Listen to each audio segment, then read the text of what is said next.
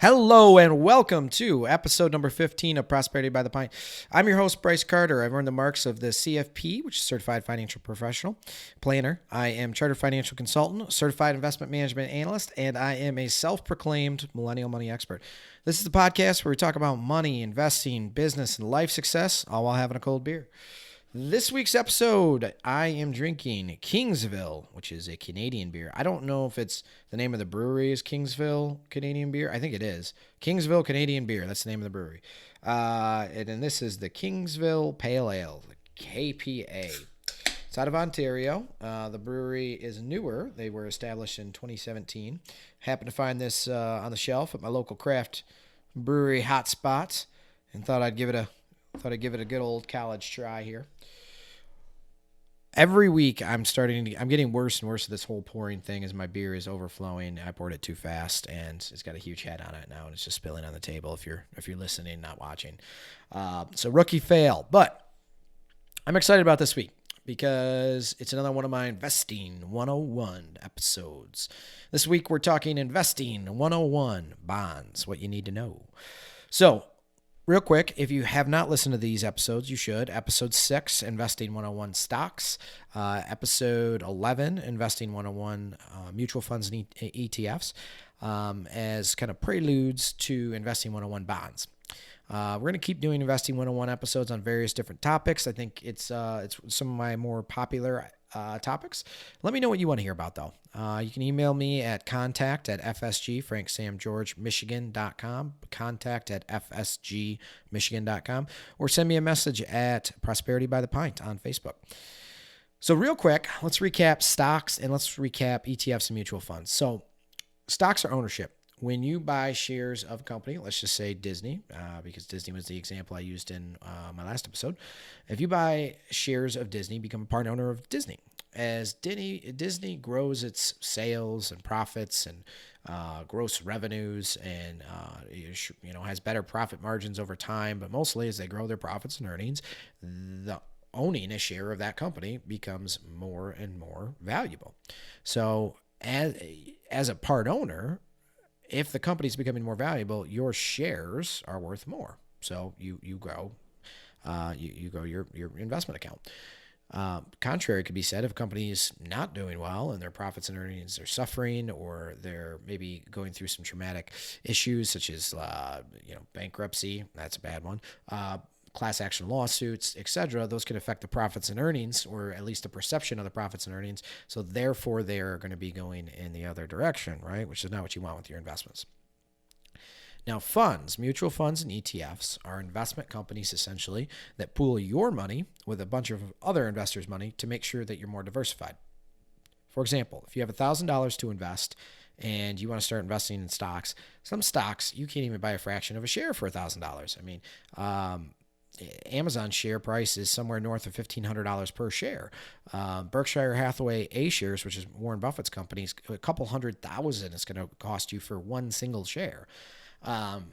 Whereas if you buy a mutual fund or an ETF, you could put $1,000 in and you might all of a sudden now be invested in 500 or 1,000 or 2,000 companies for that matter. So what they do is allow individual investors with smaller dollar amounts to be really pretty diversified with relatively small amount of capital invested. The other thing is handing over the keys of your investment selection to a professional, or just saying, screw it, and I'll buy the whole damn market by buying index funds, right? So let's give this beer a try now that the head has shrunk a little bit and we can sip her down.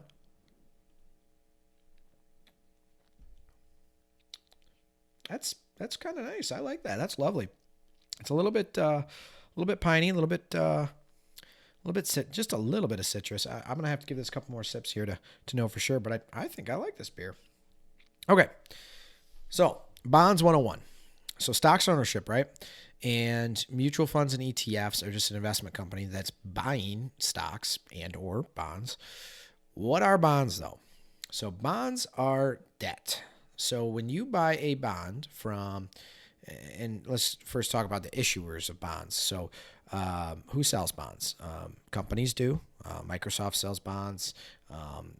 Disney sells bonds. Governments sell bonds. So the U.S. government sells bonds. Your local municipality, your state, your local bridge authority, your local university, they all sell bonds. So you have three basic types of bonds. You have government bonds, which are issued by the federal government. You have corporate bonds, which are issued by companies like Microsoft or Disney. And then you have municipal bonds, which those are issued by governments, local governments, and states. They all, for practical purposes, work pretty darn similar, but they're all debt. So what happens is if you buy a bond for $100, you are literally loaning that organization or that government $1,000 or $100, whatever I said you're buying it for.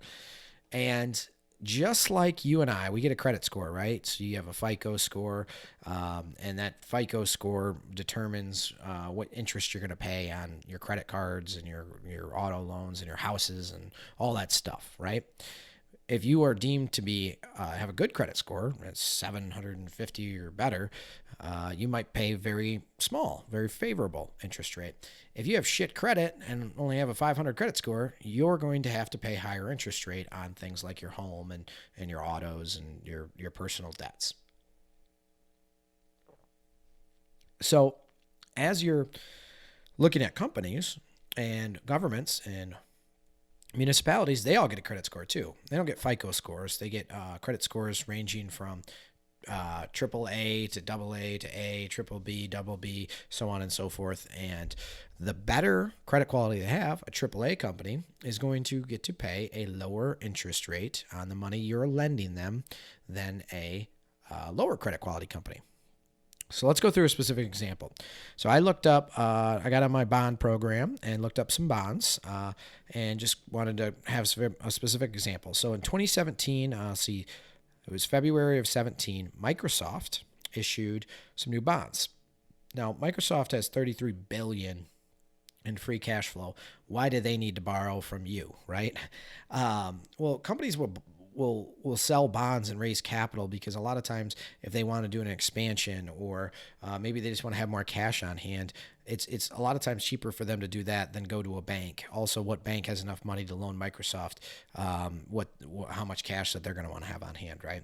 So there's a lot of different reasons companies need bonds, but when you're looking at it, it doesn't necessarily mean that they're indebted, right? They could have a lot more cash that they're sitting on. They don't necessarily need the bond, but maybe they want that extra cash flow. So Microsoft in 2017 issued some new bonds, about $17 billion worth. Now, some of those bonds were 40-year bonds. So this is specifically how it works. So they issued them at $100, which means if you bought one of those bonds, you were loaning Microsoft $100 for a period of time, right? Like your car loan might go for 6 years and your home might be a 30-year mortgage. These happen to be, this example, some pretty long-term bonds. They were 40-year bonds. So you were loaning Microsoft $100 for 40 years. Now they have a really good credit rating, so they were able to issue these bonds at a pretty favorable interest rate, which was at the time 4.5%. So what it would do is you're loaning Microsoft $100 until 2057, 40 years, and they're going to pay you 4.5%, broken up twice a year. So semi-annually, half of that 4.5% interest rate. So 4.5% of $100 is $4.50. So for every $100 worth of bonds you bought, you got $4.50 in interest payment every year until the bond matures in 2057, at which point you get your money back plus the interest for that year. It's that simple. So when you are buying a bond, you are loaning the organization money. Depending on how good of a credit quality, depends on the interest rate, and there's a set period of time. So it could be a 10-year bond, and let's say it was issued by a company with very poor credit. It might be at 9%. So you might buy a $100 bond from We're Not Going to Go Bankrupt, We Swear Incorporated, and it might be a $100 bond at 13% interest, but 10 years from now when the bond matures, if there's only a 50% chance the company's still solvent, it didn't work out to be a very good investment, right? So investment in bonds is often considered to be safer than stocks, but that's not always the truth. So I do want to clarify real quick. that the reason that bonds are considered safer than stocks is because let's say you bought that $100 worth of Microsoft bonds 40 years from now, unless Microsoft is gone, that bond, you know what you're going to get. You're going to get your $100 back, plus, you earned all that interest over the time. But if I bought $100 worth of Microsoft stock today, 40 years from now, that could be worth $10,000 or it could be worth $10. You don't know, right? There's such a wide range there. So that's why bonds are meant to consider to be safer. They're less volatile, which means they move up and down in price a lot less often than, not as large a margins as stocks. But there's less upside potential as well, too. Now, there's a million different kinds of bonds. There's, different years. So 10 years, 20 years, 30 years. There's bonds that are high credit quality. There's bonds that are low credit quality. There's bonds that are what's called callable, which means Microsoft has this bond. This one's 40 years, but and this one happens to be non-callable. But if it was callable, Microsoft could say, in 20 years, hey, we're going to give you your money back and we don't have to pay you interest anymore. That's called a callable bond. There's convertible bonds where you as the owner of the bond could change it into ownership of the stock if you wanted to. There is, I mentioned municipal bonds. Now those have some special tax treatment to them. What I mean by that is, here in the state of Michigan, if you buy a state of Michigan bond, it's tax-free at the federal level. And it's tax-free at the state level. So you might earn less interest, but you don't have to pay tax on your interest, which is pretty cool. So there's a million different types of bonds.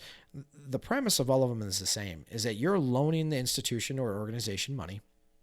They're paying you interest for a set period of time. Once that period of time is up, you get your money back plus interest for the year.